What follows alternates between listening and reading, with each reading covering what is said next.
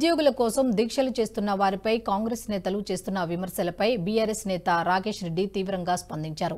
అధికారం తలకెక్కిన వాళ్లే ఒళ్లు బలిసి దీక్షలు చేస్తున్నారని మాట్లాడుతున్నారని అన్నారు.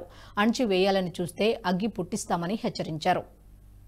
పార్టీ అధికార ప్రతినిధి ఈరోజు ఒక ప్రముఖ ఛానల్లో మాట్లాడుతూ తిన్నదరగక ఒళ్ళు బలిసి దీక్షలు చేస్తున్నారు, ఒళ్ళు బలిసి రోడ్ ఎక్కుతున్నారని మాట్లాడతారు. ఏమైనా తమాషా? ఎందుకంత చిన్న చూపు, ఎందుకంత అహంకారం? మీకు అధికారం తలకెక్కిందా? ఇది తెలంగాణ గడ్డ మీద పుట్టిన ప్రతి వ్యక్తిలో డిఎన్ఏలో తిరుగుబాటు ఉంటుంది, తెగింపు ఉంటుంది, త్యాగం ఉంటుంది.